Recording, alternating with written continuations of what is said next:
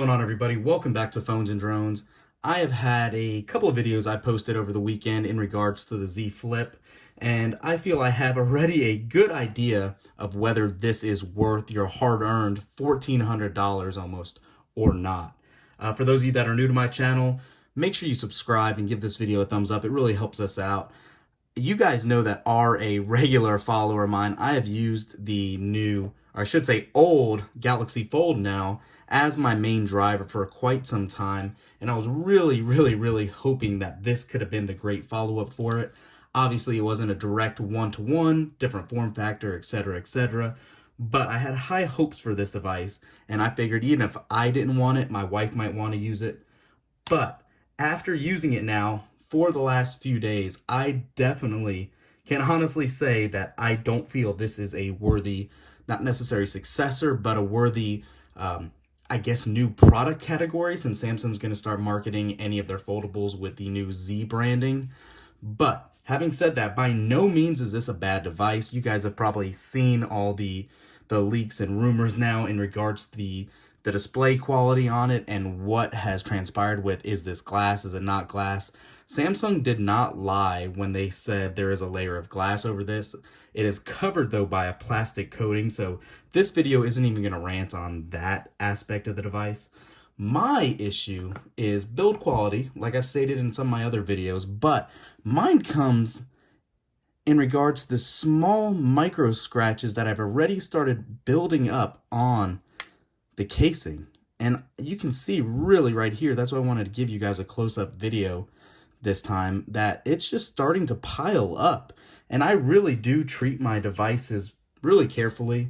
I don't throw them anywhere. This is simply from sitting on this glass table and, you know, being in the car and in my pocket. Yes, I have a dbrand skin on this, but under this, I have had no issues like I had with that prior to my time getting a skin on. Take that for what you want. It doesn't scream quality to me for a device you're spending all, $1,400 on for your hard-earned money. Now, one thing I really do have to praise is just how well this new hinge feels. It is phenomenal. That thing looks and feels amazing. This phone in hand really does feel good. It's hard to actually, flip it open like that, like the Razr. You were simply able to. My other real big qualm and why I don't like this is how far we've come since flip phones were really relevant. Back in the day, you didn't have all these app stores. You weren't getting, 80 plus notifications a day probably. So opening and closing it wasn't a big deal like it is now. This little cover display that Samsung's including is basically useless.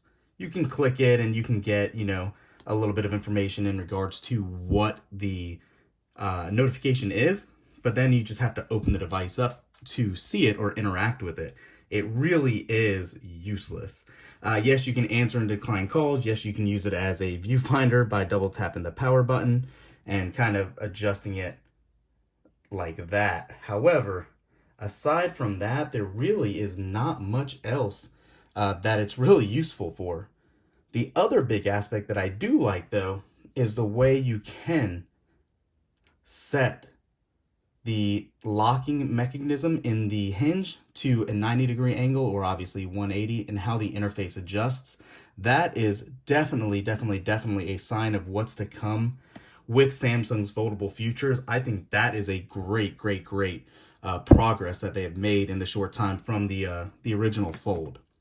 Having said that, I am going to be taking my SIM card out of this probably here in the next couple of days or so and moving it back to my original Fold. I just don't see the value in this 6.7-inch display device with so much going for it, but so much left out. I really feel like this is a half-baked device and not even sure really why it exists.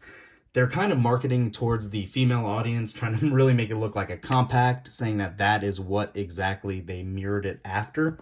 They debuted it on Valentine's Day. Totally different marketing campaign basically with this, and in regards to that special limited edition one they have coming out with that fashion Mongol. I apologize, I'm not even sure who it is. But yeah, having said that, I just hold on to your money, guys. The S20, the 20 Ultra, the 20 Plus is a much better device and a much better value for your money. You have no new camera technology on this, as you're getting with the S20 series. The display is a better resolution. You're getting that 120 hertz display as well. There's just so much more value in that series than what you get for the same price or less in those, as opposed to the cost on this. Yes, they're hard to come by. Yes, they're doing drops. Shame on Samsung for trying to do that. I don't foresee any screen issues being a problem on this like it was the original Fold, since it is glass and it does have everything tucked away inside the display again. The other real big thing too that I didn't touch on is just how long of a device this is. It's monstrous. That 22:9 aspect ratio it's really terrible.